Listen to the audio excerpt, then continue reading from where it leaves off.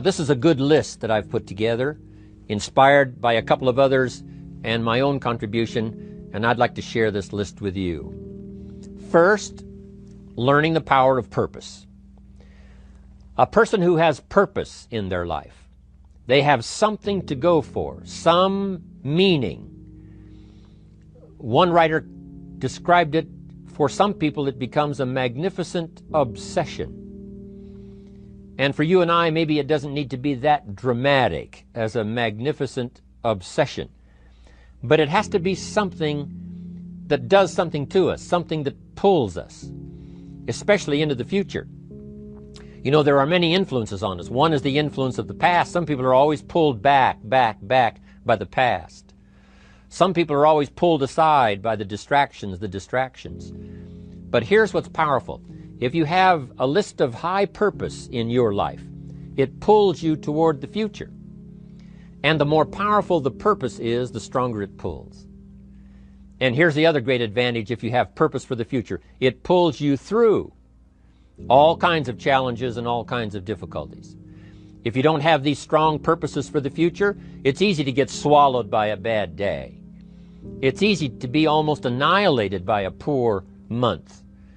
And it's easy sometimes to almost disappear beneath the waves of a year that goes backwards if you don't have something to pull you beyond that year.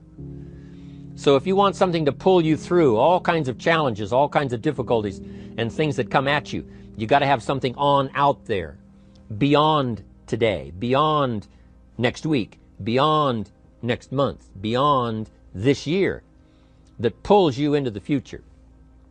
And the clearer it is, the stronger it pulls. The more dynamic it is, the more it affects your life, your spirit, your heart, your soul. It also creates imagination. It gets your mind working on how to achieve that purpose. And if your mind will work, and if your heart works, and if your spirit works, and if you have good input, like good ideas, I'm telling you, there isn't anything you can't accomplish. So that's one of the great powers that'll make a variable of you, and that is purpose. Here's the next one, self-confidence. Where does self-confidence come from? And this is the best advice I can give you on that. Not neglecting, first of all, the small daily disciplines. Self-confidence really comes from feeling good about yourself. And one of the best ways to feel good about yourself is at the end of the day to know that you poured it on. You did your best. If you conducted a meeting, you did the best you could. If you made a phone call, it was the best phone call you could possibly make. If you wrote a letter, it wasn't a casual letter, it was your best letter. At the end of those kind of days, when you feel good about yourself, self-confidence starts to rise. You know that if you can have this kind of a good day, you can have another one the next day, and those days become the weeks become the months, and the month becomes a powerful year. Self-confidence comes from the lack of neglect. If you will not neglect to do the small daily disciplines, that's where self-confidence comes from. Part of good health is self-confidence. I know I'm going to be healthy. I take the Herbalife products. I eat the apple a day. I walk around the block. I do the jogging on the beach. At the end of the day, when you've really poured it on and you've done all the stuff, self-confidence grows. That self-confidence affects your health, it affects your future, it affects your psyche. So this is true. One of the great powers is self-confidence. Self-confidence means willingness to do whatever it takes to achieve. Some people say, well, I'll do it for a little while and see what happens. You know, I'll try a couple of things. If that doesn't work, I'm out of here. And all of us know that kind of person doesn't have much of a future. But if you're willing to do whatever it takes, if I have to learn a couple of things, I will learn those things. If I got to learn 5 or 6 things, I'll learn all 6. If I have to take an extra class, I'll take an extra class. If I've got to read the books, I'll read the books. If I have to consult with people who know more than I know, I will do the necessary consulting. Whatever it takes, I will do. That starts to develop unbelievable self-confidence. Self-confidence also comes from the ability to rise above your circumstances, to rise above what happens, the petty little things, the discouraging things that would sink everyone else's ship except yours, that would cause someone else to quit early in the day, but you keep going.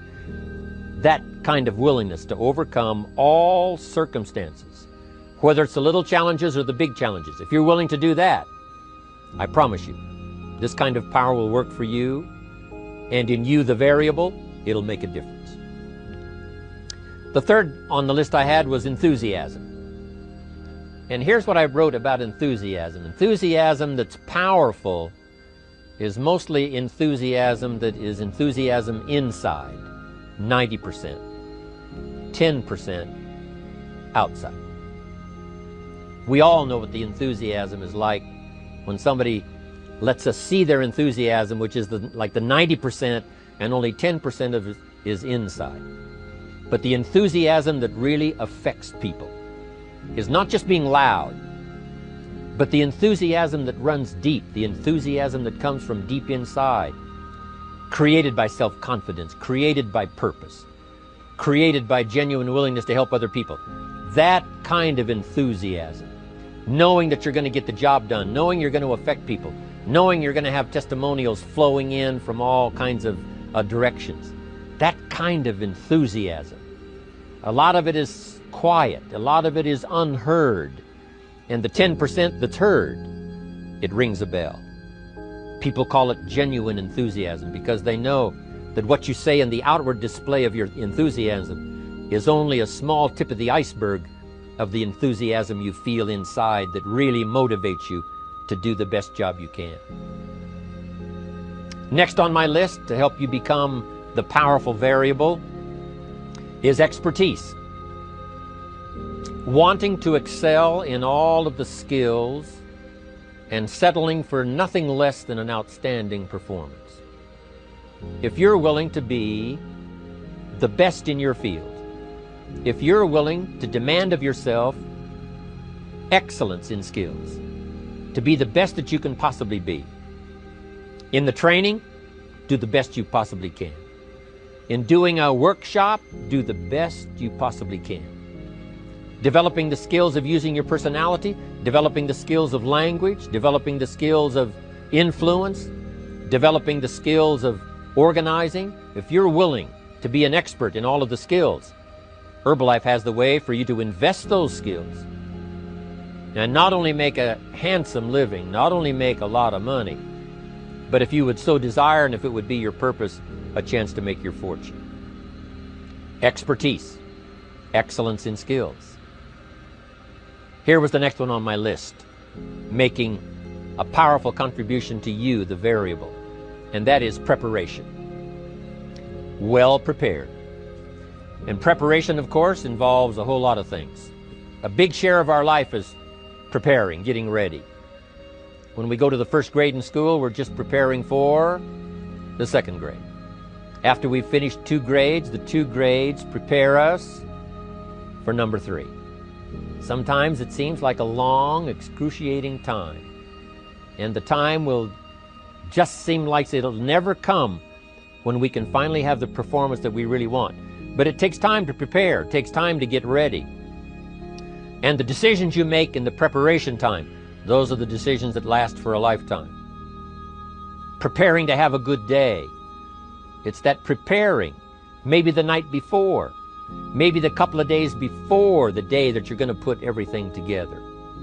The preparation for a meeting means that you've taken it serious. The preparation for doing a workshop means you're serious about the workshop. You want to make the best contribution. That kind of preparation is important. But here's preparation that's very vital, and that is to prepare yourself for success. Life seemingly does not wish to waste success on the unprepared. Life says, why waste a fortune on this person? They're not prepared to do the right things with it. They're not prepared to use it wisely. If a fortune was bestowed upon this unprepared person, it would probably be wasted. The people that could have been touched won't be touched. What could have been done won't be done because this fortune will have been wasted on the unprepared person. So not only look for fortune, not only look for the promise, but prepare yourself and ask of yourself, what can I do to make myself ready? Because remember, life was designed not to give us what we want, not to give us what we need, but life was designed to give us what we deserve. Every value in life must be paid for, and those that pay are the ones that get it. It says those that give receive. Someone says, I wish to receive, I wish to receive. You don't have to concentrate on receiving. Just become a good giver. It says those that search will find. Someone says, well, I need to find some good ideas to help change my life for the future. Then to find good ideas, that doesn't come because you need them. It comes because you search for them. If you want good ideas, you got to go after them. You got to go to the class, you got to go to the workshop, you got to go to the training, go to the book, right? You got to go to the journal, right? Go where good ideas are being taught, go searching, go looking, because good ideas are not going to be wasted on those that are not seeking, searching, well prepared. So, prepare yourself to be ready for fortune when it comes, to be ready for challenge when it comes, to be ready for opportunity when it comes. Opportunity comes along and passes by the person that is not well prepared. I want to prepare myself this year for next year. Yes, I wish to be effective this year, but I'm also thinking of ways, how could I be better? How could my ideas be more powerful? How could they be sharper, more clear? How could I reach some people next year that I perhaps can't reach this year? I haven't reached deep enough into my own soul to affect some people. Some people just pass by and say, hey, what a good speech. But how could I make it stronger than that, deeper than that, more powerful than that? I cannot be as powerful as I could be next year. You know, you can't go to the 10th grade in the 5th grade. You just got to go through the grades. But the more you are prepared, when the 10th grade finally comes, now you can cash in and get 2 times, 3 times, 5 times more value from it by being prepared.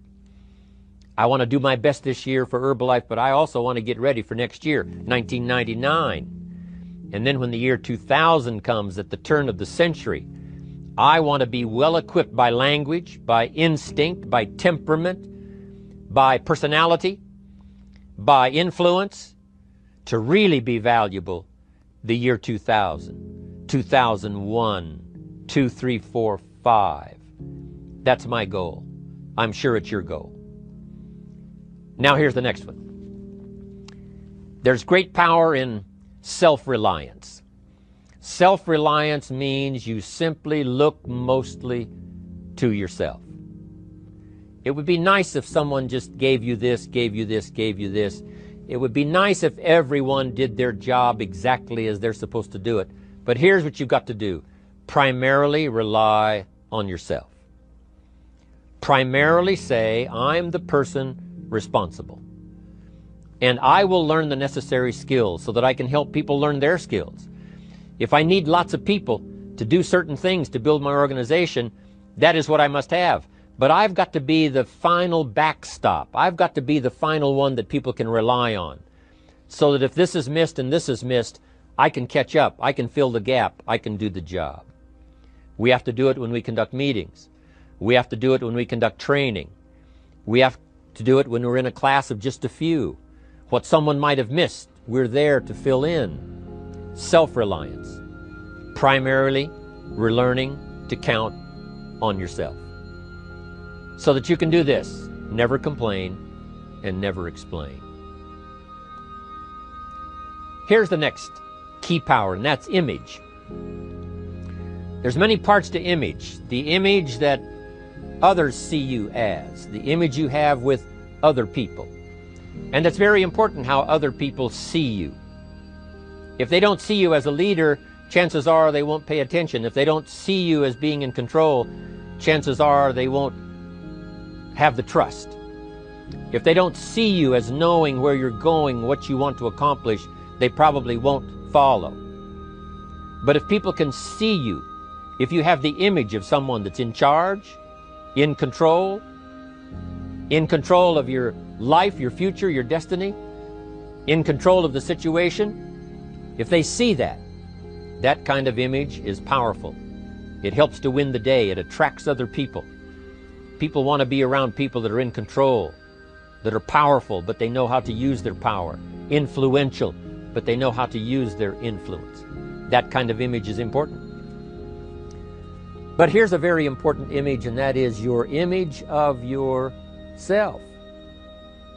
The way you dress, the way you talk, the way you think, your capacity for learning, all of that is an important image that you have of yourself. The image that you have that if it needs to be learned, you could learn it. If there's a book that needs to be mastered, you could master it. If there's a skill that needs to be learned, why couldn't you get busy now and learn that skill? That kind of self-image, that I am continually trying my best to be the best I can. Because one of the most important places you have to look is into the future, yes. You've got to look into the past, yes. You've got to look around, yes. But one of the most important places you have to look is in the mirror. You know, how I appear to other people, that's important. But how I appear to myself is the ultimate importance. That kind of image, to where you'll develop the self-confidence, you'll develop the self-reliance. Now here's another one in my rather short list. The next word is character.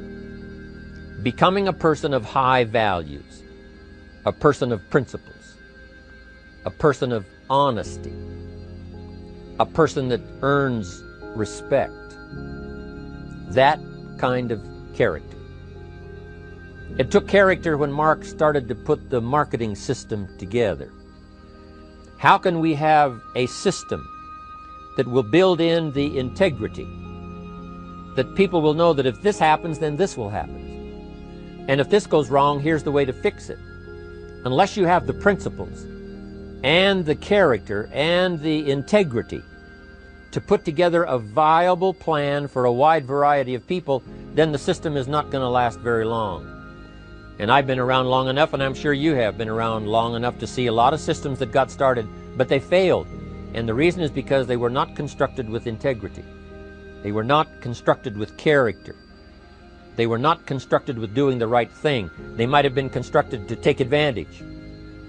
You know, cash it out as quickly as possible and leave.